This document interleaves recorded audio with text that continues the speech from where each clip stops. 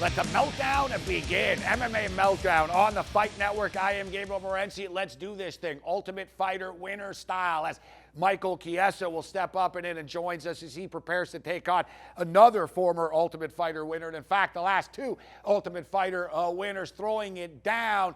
Fight night for the troops in a couple of weeks' time. We'll break it down with Mike Chiesa. We'll also be joined by Joey Odessa. We'll recap an absolutely insane UFC. We live in a society in which we relish being sold the sizzle and not the steak. From cars, TV shows, hamburgers, and yes, UFC pay-per-view events. It's all hype, hype, hype. But it was fitting that this last card took place in the Lone Star State of Texas, because that was some grade A beef that we were served by the UFC. Second consecutive UFC pay-per-view that kicked some serious ass, and great night of fights. We're looking forward to the fights from England this week. Joey Odessa is going to join us. Mike Chiesa throws it down with us. All that and more on tonight's MMA Meltdown.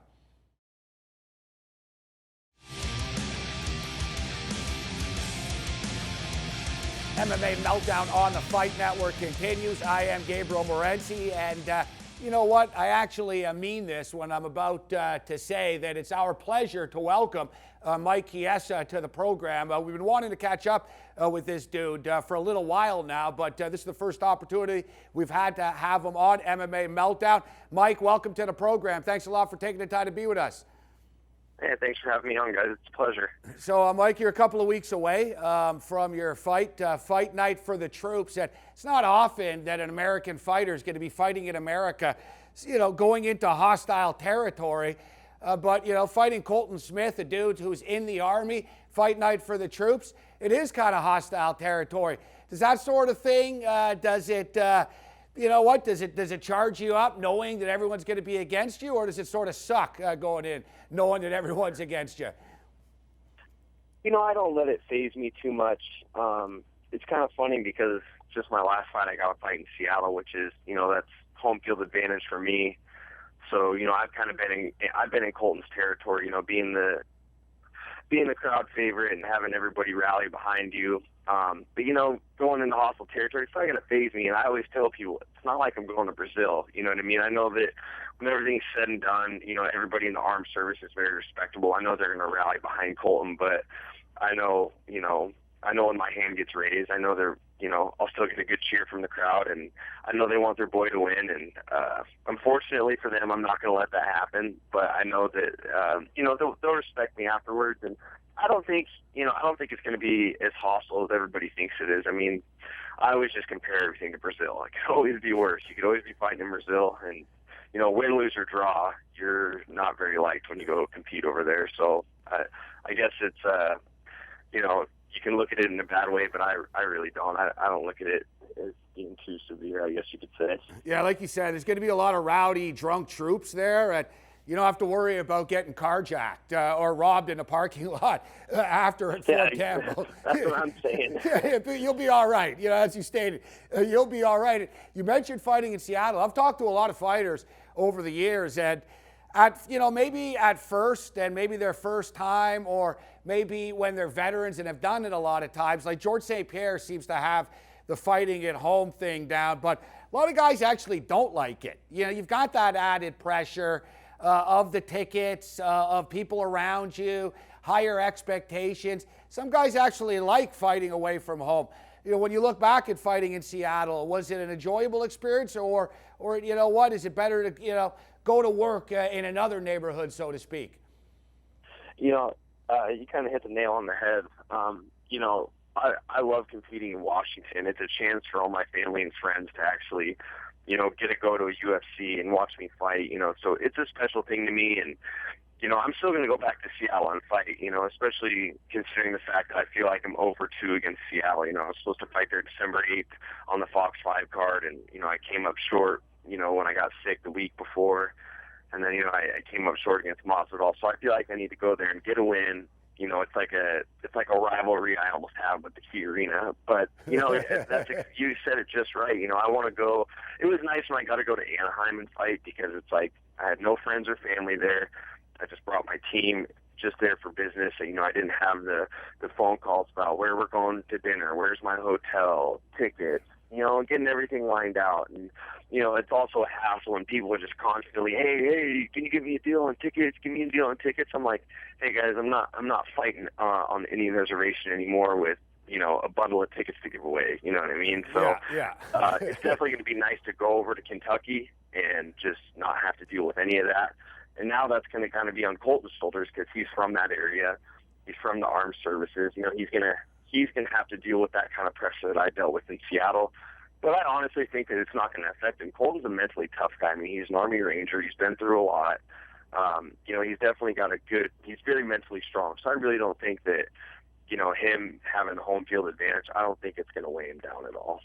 Your last opponent in Matsuval, he made it personal for one reason or another. Talked a lot of smack, and it doesn't seem to be your style.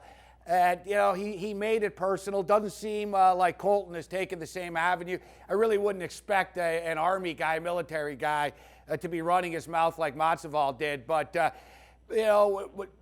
do you prefer this in a more respectful tone and as opposed to a guy trying to, maybe motivate himself just by, demeaning somebody else? None of that really affects me. When George started spouting off, honestly, he just sounded like an idiot. You know what I mean? He just started saying things that made absolutely zero sense. Like, hey, buddy, just so you know, like, syphilis is not a skin disease. Like, you should do your research. I can tell that this guy probably dropped out of school or something, very uneducated in the things he was saying. He should have taken a stab at me in a better way, like saying, George is a tough guy. I feel like he's very underrated. He should have went that avenue of wanting, tougher opponents but trying to smash on my beard and the whole syphilis, saying I have STDs on my face. I'm like, dude, you just sound so uneducated to me, and it really had zero effect on me. Whether a guy wants to talk crap or not, it's really not going to get under my skin. And, I think Colton and I have a certain respect for each other. We've both been through the Ultimate Fighter process. We're both Ultimate Fighter champions. So, you can't I can't have ill will towards somebody like that because I've been through that process and I know how hard it is. And, so I respect the guy a lot. Not to mention, he's served our country. He's helped preserve our freedom and, fight for the USA. So even if Colton was to say bad things about me, there's nothing bad I could say about him. You know what I mean? He's a tough guy. Very stand-up character. I met him before. I actually, I went into the Ultimate Fighter house the season he was on. I watched him fight a semifinal fight. I've got a chance to talk to him and stuff. Great guy, you know what I mean? But that's just the nature of the sport. Sometimes you gotta fight these nice guys and, no ill will at all. It's just business. No, it is. It is what it is. And you know what? I always had respect for Matsuval as a fighter as well. And like you said, I thought he was underrated, but I lost a lot of respect for him because of those antics, win or lose. And, I know it's a cliched question, but especially for someone like you that hadn't tasted defeat before, and, it was such a high for you winning the Ultimate Fighter. And, eventually you were going to lose. It happens. Nobody runs the table. It is what it is in your sport. But a lot of times it sucks at the time. But when you get back into camp, maybe you're a little bit hungrier now because of a loss. Is that the case with you? Yeah, I learned a lot from that fight with Masvidal. Something a lot of people don't know is before I fought in February, I had knee surgery 6 weeks before I fought. And, I made the decision to go through with the fight. It wasn't the smartest decision, but I didn't want to sit on the shelf. And so once that fight got over in February, I told myself I was going to take time off, and then I ended up down at the lab training, didn't really give myself a break, bummed my knee up a little more, and then took the fight with Masvidal. And I had literally a 12-week camp that was just a little bit too over the top. I mean, I had just going through that camp, I had to get staples in my head once. I had a hamstring injury. The list goes on and on. I pushed myself way too hard. Was it pressure, Mike, because of... This time around, I have a way better approach. It's all about just, once my fight got over with George, I got back in the gym and maintained. I've had a great camp. You're never going to have a perfect camp. You're always going to have bumps and bruises and little adversity to overcome along the way. But, I learned how to properly train. And the other thing I learned about fighting George is, I feel like I could fight and compete with anybody in my division. I feel like I can compete with anybody in my division and beat anybody. I mean, George can say whatever he wants, but he has to respect me, because what I did to him in that first round, I haven't seen that happen to him in the cage. I gave that guy hell and high water for 5 minutes, and I could tell by the look on his face that he thought he was about to lose that fight. But, he's a veteran, and he came back on me, and that's what won him the fight. I don't feel like I lost to a better fighter. I just lost to a guy that's a veteran, a guy that's got more ring experience than me. And, I'm not looking past Colton. I have a tall task ahead of me. Believe you me, this is going to be a war, but I'm still gunning for that rematch with George. He's not getting away with this one. I want that fight back. Yeah, I can hear that in your voice, and I can tell that you really do want that, because you're a competitor. And I've spoken to people. Gray Maynard. I don't think Gray Maynard cares if he ever fought anyone else ever again besides Frankie Edgar. He just wants Frankie Edgar. Like, after he beat Guida, hey, and with the mic, hey everybody, don't you want to see me fight Frankie again? And like, but you got to be careful not to let it get in your head. And, some Ultimate Fighter winners, Mike, they've sort of thrown, there's no easy fight in the UFC, but at the same point in time, they've given guys easier fights than new champions than you got with Masvidal, which, shows the respect that Joe Silva has for you, but they're not giving you any free passes. And now you get Colton here, but you said you pushed yourself. Did you feel the pressure? Because, hey, I won. I was on TV. The UFC's been good to me. I got to fight. I can't miss this. And a lot of guys earlier in their career might push themselves, even if they're not 100%, because, they don't feel like they have the leeway to tell the company, you know what, I'm not really ready right now. Did you feel that pressure at all? A little bit. Not as much. Not this camp. This has been, compared to my last two fights, I mean, this has been a great camp. I've been actually able to get some road work in. My cardio's through the roof finally. I basically couldn't run for like a year. You know what I mean?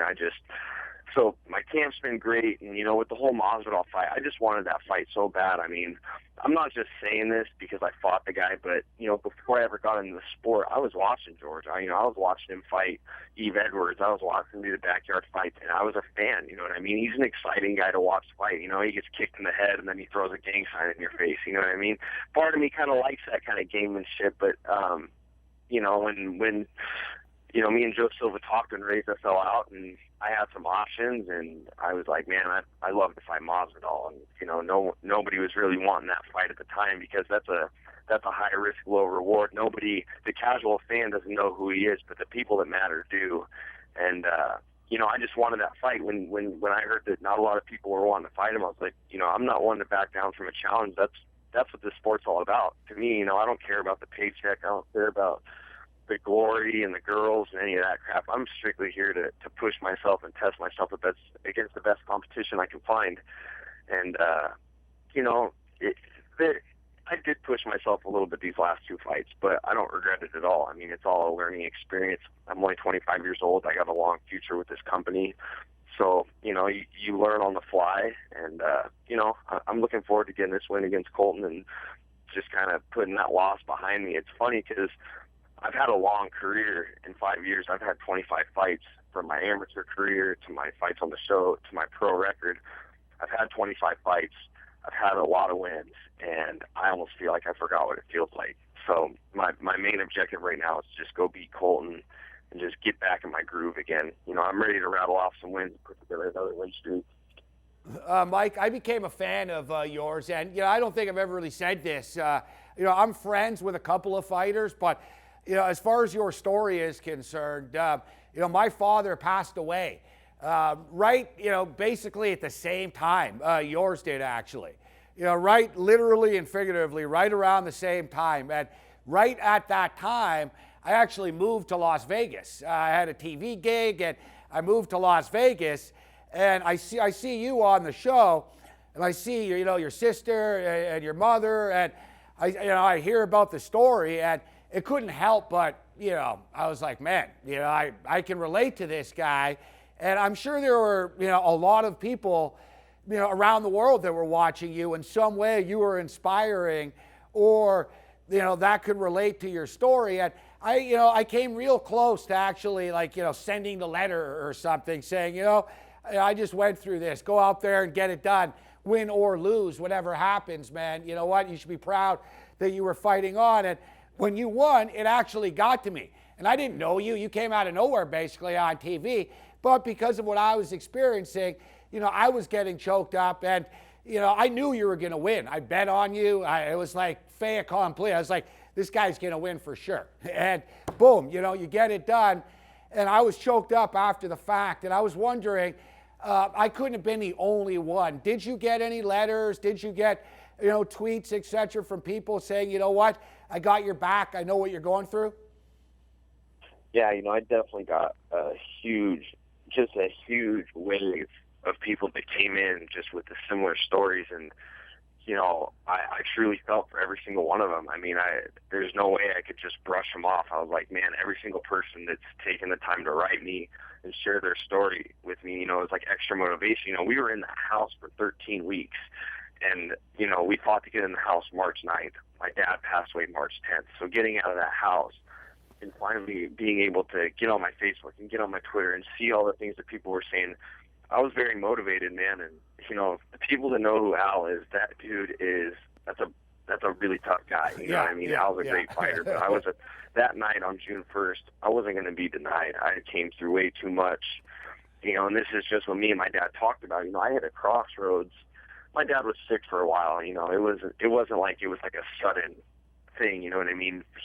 Basically, he had leukemia, and as we were going through his battling sickness and I'm trying out for the show, you know, I broke down one day and told him, I go, dude, I can't leave. You know, I can't go do this because I know that if I leave, you know, the reality of the situation is he's going to pass away. You know, he's going to pass away and I'm not going to get to be with him.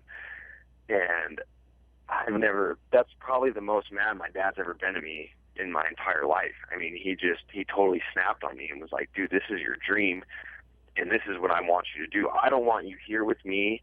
I want you on that show. I want you to go live out your dream. This is what I want you to do. I mean, there was at one point, and it's even hard for me to talk about myself. I mean, you know, I'm getting choked up a little bit, but I don't mind sharing the story.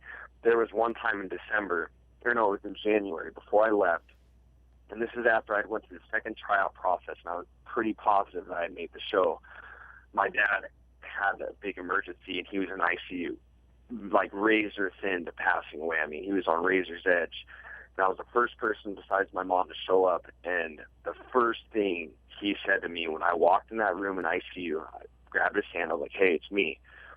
The first thing to come out of his mouth is he goes, you promise me no matter what happens, you go on that show. Promise me right now. Before he could say anything else, that was the first thing he said to me. And I thought about that every single day I was on that show. I go, that this was his last dying wish of me, and I'm going to fulfill it to the best of my ability. I was going to be denied those 13 weeks. I mean, there's no way I was losing. He made a smart bet. You know what I mean? I wasn't going to lose that fight or any other fight. So, you know, there's very few times. I think everybody at some point in their fighting career has a fight or a moment where they just tell themselves they know they're going to win at all costs. No matter what happens, that you're going to win that fight. And that's pretty much how I felt going into that.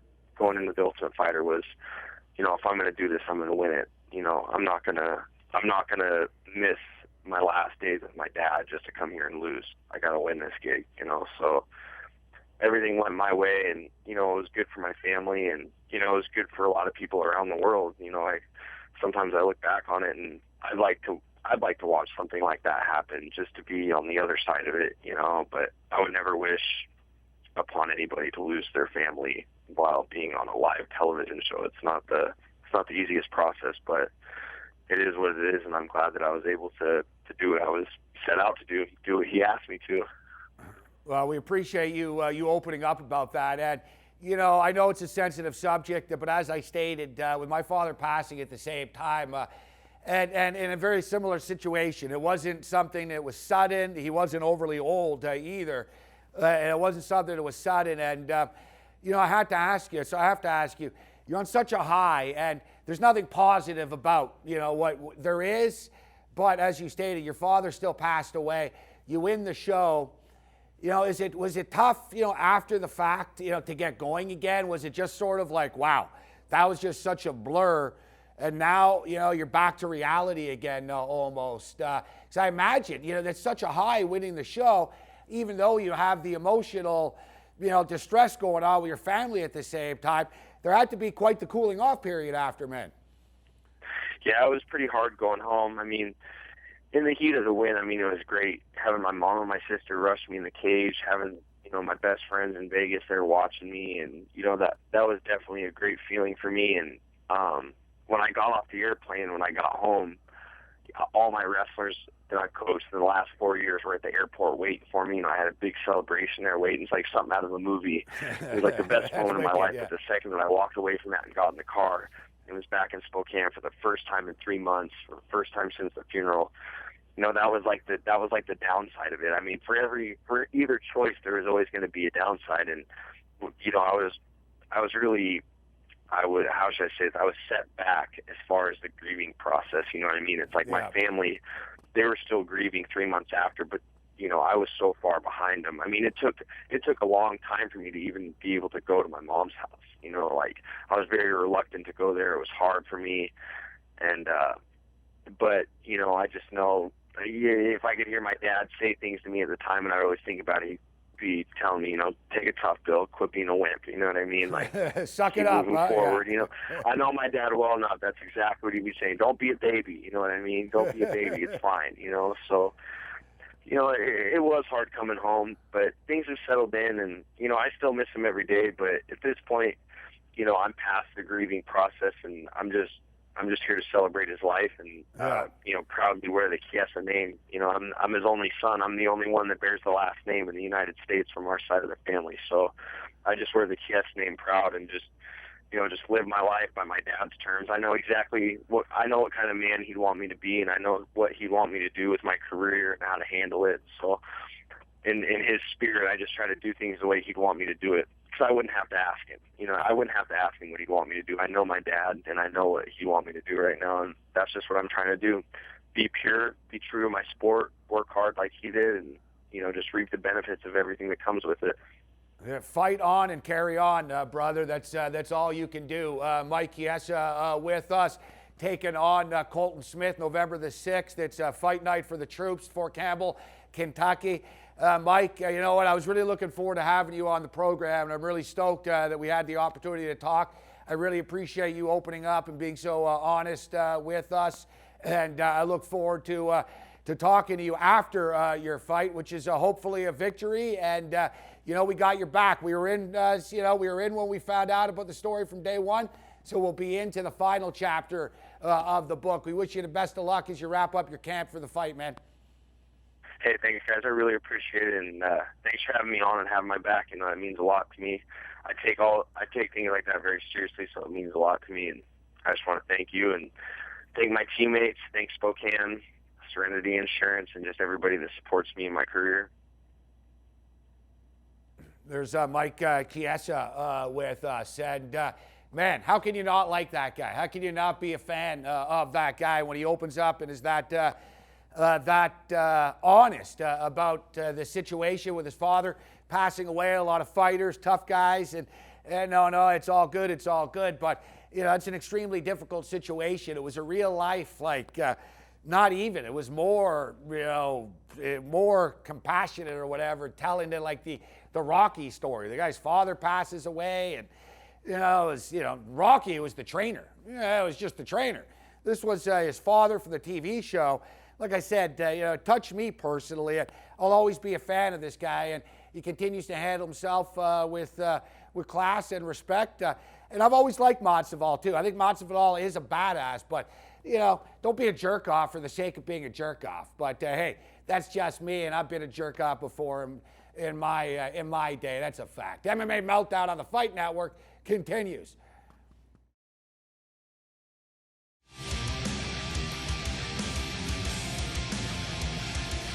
MMA Meltdown on the Fight Network continues. I am Gabriel Morency. Thanks to Mike Chiesa for joining us on the program. Great interview. We appreciate his honesty and insight, and we'll be pulling for him. Nothing against Colton Smith, but we will be pulling for Michael Chiesa on November the 6th.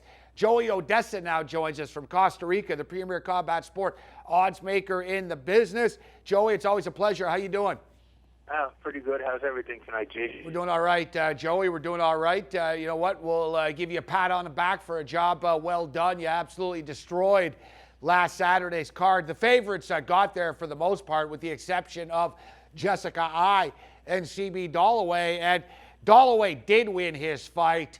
Eye was debatable. I think you could, you can live with the fact that Jessica Eye was given the fight. Third round, a little bit questionable, but thought that CB Dollaway was outright robbed. But for the most part, Joey, you and I both just absolutely beat this card like a drum. Well, Gonzaga was another dog that got there, but he just made it look easy again. And we talked about those heavyweights. Boy, I tell you what, Gabriel Gonzaga is back in the mix again. I mean, he's coming off some big wins. He's credible. He looked good at the weigh-in, didn't he? He looked good at the weigh-in. He looked, he looked mean. He looked big, and he looked focused. And, you and I talked about this on a podcast last week, and I forgot Gonzaga was a dog. He never should have been an underdog, and that was my biggest play of the night, actually, along with Cain Velasquez. And normally you don't want to put your big plays on heavyweights, but Gonzaga is just so much better than Jordan. He's only 28 years old, Joey. He looks older because he's been around a while. All these Brazilian guys look older. Vanderlei Silva looks like he's 50. He's not. Like, they all look old. But Gonzaga's only 28. You're right. He's working himself back into contention here. I think so, and not just that. I mean, he's not. We talked about it on. I don't know if it was on the radio, if it was on the air, but we talked about how these guys become Americanized. And Gonzaga's one of those guys that seems to train. He does his own thing, and he doesn't get in all these camps and running around everywhere. And you know what? He stays focused, and he does what he sticks to what he knows. He's kind of. I'll take criticism for this comparison, but he's kind of like a Bernard Hopkins. You don't teach an old dog new tricks. He did come out with that big high kick against Pro Cop, which surprised a lot of people. But he's not reinventing his game. He actually looked like he was in much better condition, too. I got to hand it to Gonzaga. I mean, I don't like to look in the rearview mirror and project how guys are going to do because, winning is as contagious as losing. We say it all the time, and sometimes these guys get a little ahead of themselves. But I don't think Gonzaga is in that position. I think he's got again, where he says, okay, I got one more, might have two more good runs in him. Joey Odessa with us. You all right, Joey, with the phone? Let's see what's going on. You got one of these huge old-school Don Johnson Miami Vice phones going on? Oh, why? Is it making a funny noise or something? You're hitting it like the buttons, the touch, it's like you're dialing out. But no, I'm just kidding. It's all good. But no, you're right. Gonzaga looked good. I was surprised about the number. You talked about it. It came down. It did come down. It was about minus 135 when he went off, when it was all said and done. But I imagine, Joey, with all the favorites cashing that did cash, that the public did pretty well. I mean, the public parlay of Melendez, Cormier, and Cain cashed. Yet, amazingly enough, when you and I did this show last week, Cain Velasquez was minus 215. I ended up betting him at minus 188, Joey. People were taking Junior Dos Santos for one reason or another. I don't know why, what they saw, but they were. So I'm sure, I don't know if everyone in the public won that parlay, but a lot of parlay players must have cashed, Joey. I tell you, when Sanchez hurt Gill, I mean, that would have been the king of tough beats because, I mean, Sanchez was getting whooped up on right up in, until that third round. You know what I mean? And he had Gill, he had Gill in a little bit of trouble. Gill recovered pretty good. Obviously, he won the fight. But I tell you what, that three-team parlay with the chalk, it turned out, you said came out to plus money. They were jumping on Dos Santos. But guys don't go out and lay these big numbers until post. And a lot of these early moves, I call them nonsense moves. And that's what they are. They're small moves based on small money early, and it's really tough to pay attention to because the real wise guys in the betting industry out there are manipulating these numbers. I mean, you do it. Sometimes if you like the favorite, you start pumping that dog out there for little amounts, and then you come back at post time and you bet the favorite at the better of the number, and you end up with like 3% the best of it. No, you're right. And with mixed martial arts and even football, but with mixed martial arts, it doesn't take a lot to move a line, does it, Joey? I mean, I used to see firsthand when I was in Vegas, I would put $500 on a fight, and they would move the number. And I'm no, sharp-ass rocket scientist that they were scared, but it was just the math. It was just the numbers. All right, we took 500 here. We're going to move it 5 cents. We're going to move it 10 cents. And online, there's a lot of this manipulation that goes on, in which people that actually want to lay 10 dimes on Cain Velasquez will float out a couple of bucks on Junior Dos Santos, knowing the number's going to come down. They do it in every sport, Joey, but MMA, it's pretty pertinent. Boxing, and you know where this stuff is big, Joey? Dog racing. Any line move at a dog track is a fake one. Way beyond my capacity of knowledge or anything. I mean, when I think of dogs, I think of an underdog or I think of a hot dog. That's pretty much it for me. Come on, you're in Costa Rica, Joey. You have to make it out to the dog track every now and then. I don't know if they have a dog track here. To tell you the truth, I don't think they have one. There's a lot of stuff they don't have down here. Yeah, but there's a lot of stuff they do have too, right? Well, yeah, I mean, the good and the bad. I mean, it evens itself out in the end. There's a lot of perks down here. Yeah, all right, Joey. So you know what? I wanted to get to something, and we'll get down to business with the upcoming UFC and Bellator. But you and I have some fun with your kid who calls me Senior Morency, and he's a fan of the show. And you're grooming into what? Being a wrestler, right? NCAA wrestler. Is that the plan? I don't care what he does as long as he goes to college, and I don't have to pay $80,000 a year for an education that's not worth the ink it's written on, or the paper it's written on. Because these guys out there with all the jobless, maybe he'll go to work for government. He'll get to just take time off and not get paid and get paid. Who knows? I mean, we could go down that political road. I just want him to go to college for free. I don't care if he's the next rocket scientist, the next badminton player, the next great wrestler.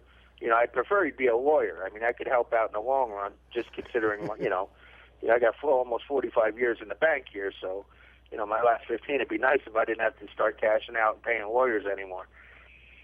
So, you encourage wrestling. How's Harvard's wrestling team, Joey? We got some shots up of your kid. Who's he training with down here in Costa Rica? I tell you, what's great is he's training with a really good judo, a woman who won the Central American Judo Games, a girl by the name of Karina, and she's really good. And he's got, he's got good instruction. I'm just happy he's getting out on the mats. I mean, it builds character. And I tell you what, I don't know if the picture that you have is up there, but he's getting arm-barred. He's tapping to a girl, and there's nothing wrong with that. That girl might be the next Ronda Rousey.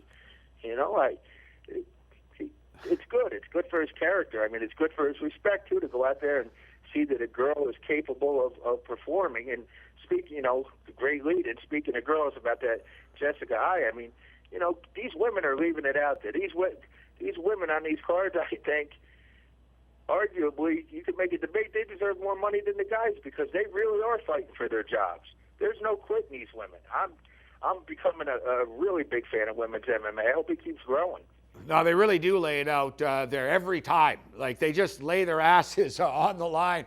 As you stated, they feel like they have something to prove. They're trying to make their way into the company, and they're all trying to get that shot against Ronda Rousey. All right, we'll take a quick break. We'll come back. And no rest for the wicked, especially a lines maker like Joey Odessa, as the UFC goes to England, Manchester to be specific. And, other than the cards in Calgary, every time they go to Calgary, and there's always the scratches, this card, man, they filled it with Brits, and almost every Brit got hurt, Joey. It's amazing, like how it happened. Yet we'll break down who's still left on the main card and whether you see any strong sides as far as this is concerned, as we've got Machida and Munoz as the main event. We'll come back and break it down with Joey Odessa. You're watching MMA Meltdown on the Fight Network.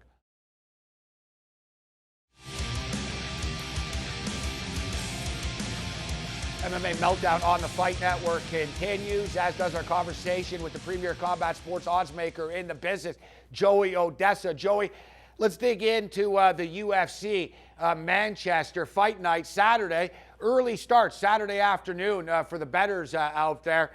There's been a ton of cancellations for the Brits. Dana tried to stack the card with homegrown talent, but for the most part, they got injured and they had to be replaced. So Machida is in for Bisping. We do have Ross Pearson on the card taking on Melvin Gillard. We've got Jimmy Manawa taking on Ryan Jimmo. And, you know, some interesting numbers as far as these fights are concerned. We don't have time to hit all the fights, Joey, so let's start with a former MFC champion and Canadian fighter in Jimmo, who's looked pretty good in the UFC. You know, some nice wins, spectacular knockout of Parosh, and even his loss against Tahuna, he had Tahuna, and Tahuna's a tough guy, but he had Tahuna. He could have won that fight as well. Yeah, Tahuna's a real tough guy, and you can make a case for Jimmo being a favorite here. And, you know, I'm famous for the butcher and the names, but, I mean, Jimmo just beat a guy that's made us a lot of money in the past, and that's Poker Jack, we call him, Igor Pokerajak. I call him Poker Jack because it's just, you know, the way I do it. But yeah, he's a tough dude. Igor's a tough guy. Tahuna's a tough guy. You know, Parosh, I guess, was the freebie, and even so, you know, he knocked Parosh out immediately. Jimmo's been in there with some tough-ass guys in the past, and, you know, Jimmy's been knocking people out, but not the same caliber of fighter as a Jimmo. Yeah, well, I mean, Tahuna was knocked silly against Jimmo early, but then, you know, if you look at Tahuna, you know, not to go back to Tahuna, but, you know, quality of opposition and stuff like that. I mean, Tahuna had some good wins. His only losses are against Glover Teixeira and Gustafsson, dating back to like 2010. And prior to that, I don't think he lost to since Lombard. So you really can't take anything away from Jimmo there. I tell you what, I think that Jimmo's going to go out there and surprise a lot. You know, he's got a beard on him, and he beat Sokoju a while back. I think he beats Manawa. Manawa. I want to say it right. I don't want to say Mina. I think he beats him as well. And as you stated, he's an underdog. What about Melvin and Pearson? What's the number looking like right now, Joey? You look at Pearson, and to me, I like Pearson in this fight. He's a smart fighter. Melvin's got a lot of talent, but he's kind of reckless. He's predictable. He's going for the knockout. And you know what? Pearson can eat a punch. Pearson's got a great chin, Joey. So I think, you know, if Pearson's able to eat a couple, he can sort of wear Melvin out a little bit. Okay, you know, Pearson lost to Barboza by split decision, and his other loss was to Cub Swanson. And I tell you what, Cub Swanson, no shame in that loss there. I mean, he's won his last 5 or 6 fights, going back to 2011 too. I think Ross Pearson's the right side of this fight, and with the way these numbers move, these early moves and stuff, you know, Melvin is the favorite. I would have opened Pearson the favorite if I'd have gone up first. I might have got slammed with all Melvin, but that happens sometimes. Sometimes I end up with, you know, seeing all one way on some of these bouts, and this would have been one of those. I would have opened up Pearson as the favorite, and Manawa is almost a 2-to-1 favorite over Jimmo at the time that we're talking here. And I tell you what, I think that Jimmo and Pearson arguably can win the fight, and I think they both could be favorites. I would have no qualms with these bouts being pick'ems. In fact, I think Pearson should be favored over Melvin. Well, that's something that people should understand, that aren't daily gamblers out there that bet a little bit. And maybe, you know, you're looking at a fight, you don't know a lot about it, but you think, well, this guy's favored, so he must be better. That's not always the case. The last 3 UFC cards, our best bets have been underdogs. Chris Carousel was an underdog. You know, he was an underdog. Nobody liked him, but I thought it was the wrong guy was favored. And looks like we have a card like this. Now, what about the main event here, Joey? I'm kind of done with Machida. The guy is so talented. He can do whatever he wants, but he doesn't close fights out. I'm not talking about going for the kill and taking the guy's head off, but he does just enough to lose. I thought he did enough to win against Davis. The judges didn't see it that way. I'm kind of frustrated with Machida, not to mention the fact that Machida doesn't seem to want to fight the champion. Dana White's like, we always offer him title shots, and he says no. And then he fights these other guys, and he loses. I hate to go back to the well with the Dragon, but I think he beats Munoz, Joey. You liked Phil Davis, and you were correct. You said that Phil was going to be able to take him down, and he did. I don't think Munoz's wrestling's as good as Phil. Maybe in college it was, but he doesn't seem to, he has a harder time taking people down in the octagon. Who do you like, Joey? You know, I mean, I gotta go and like Machida simply because when Mark can't take people down, he starts shooting from too far away. Exactly. But at the same time, you got to, Machida's a smart enough fighter. Machida's just going to fight the way Machida fights. It's not going to get hit. I mean, he rarely gets hit. Now, look, if Mark takes him down and gets side control or something, I mean, I don't see that happening. It's tough to imagine him taking him down. I don't know. For me, it's tough to see Mark taking him down after maybe the second round. I think he'll start gassing. But, his comeback and, his struggle from he gained all that weight, and then he made his big, Mark made his big comeback, and that gave him some confidence with his cardio, and then you got Machida coming off of this loss here. And I've said it over and over again, and, sometimes it's cost me some money, but Machida, in only his 4 losses, I don't think Machida's been right since the Hua fight. Since that knockout, there was whispers about him retiring, and, I don't know if it was his dad that didn't want him to fight anymore. I don't really follow, I don't know what was going on, but, I mean, since then, I mean, he beat Randy Couture, he beat Bader, he beat Henderson, who I think is, Dan Henderson, who's obviously a real good fighter, and, I arguably better than Munoz. But I tell you what, Mark might be catching Machida at the right time here, because I think Phil Davis was definitely a step backwards for Machida, where Mark has a little bit of momentum going, and he just beat Tim Boetsch, who was just on the chopping block, who came out and got a win against some crazy scorecards there, but in hindsight against CB, but he did beat Tim, who stepped it up. It's going to be interesting. Good fight. Yeah, it is an interesting fight. And, to Machida's defense, you can argue that he actually won that fight against Phil Davis as well. But the winner is whoever gets his raised hand at the end of the fight, not who really won the fight. Joey, it's always a pleasure, my man. We're out of time.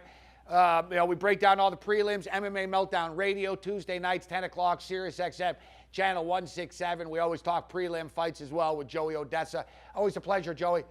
Okay, have a good one, Jay. Our back is against the wall as far as time is concerned. MMA Meltdown of the Fight Network continues.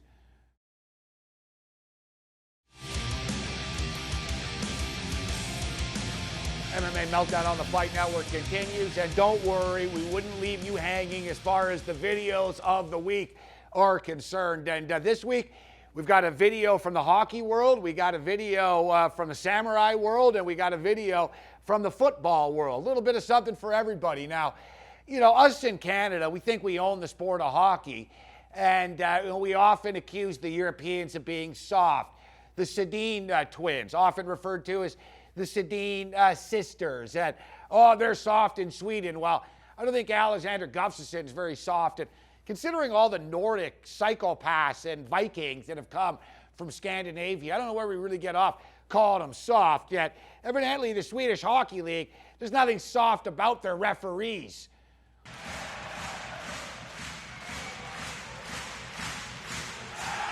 Och så är det irriterat, det är lite fight. That's right, they actually fight in Swedish hockey games. Oj.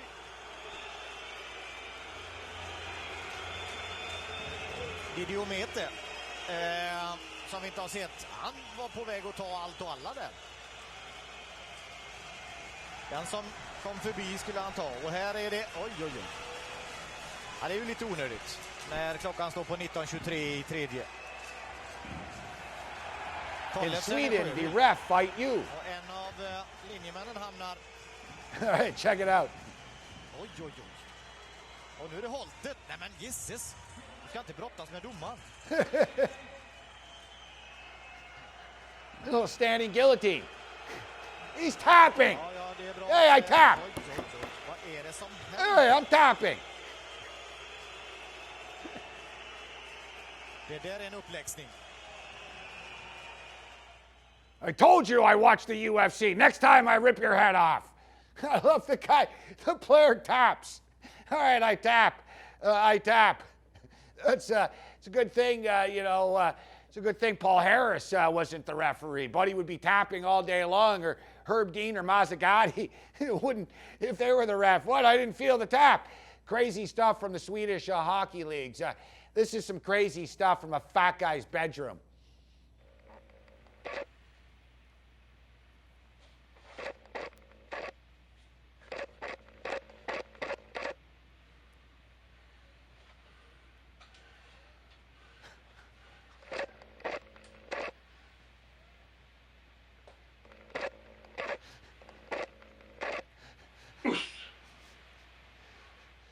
That's the fat guy samurai. Don't mess with him.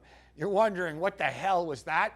That's exactly why we just played that. What the hell was that? And in fact, I might play that on a weekly basis. All right, now what the hell was that is exactly what you're going to be thinking as far as this New York Jet fan is concerned. Now, with all due respect to Joey Odessa, who joined us earlier, Joey's a diehard Jet fan. Joey's kid, he says, hey, you got to learn respect for the women. Well, he's getting the armbarred from a woman. Unfortunately, this Jet fan doesn't have the same respect.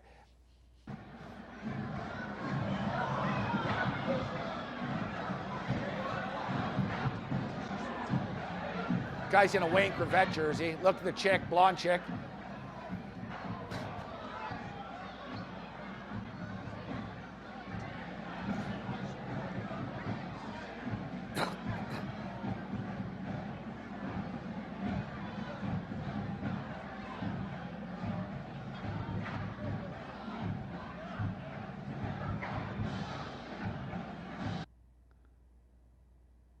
Now, first off, the guy's a douchebag for punching the girl in the face, even though the girl's coming at him. Look, she's coming at him, blonde girl here, and here it comes.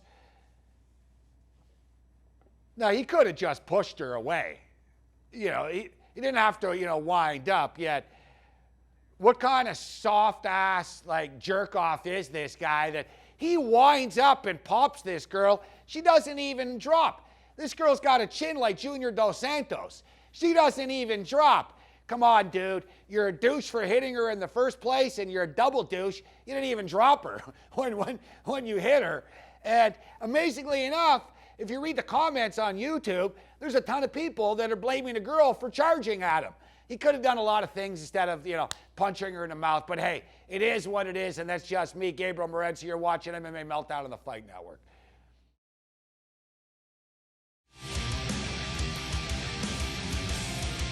All right, we're done. We're out of time. We appreciate everybody for tuning in this evening.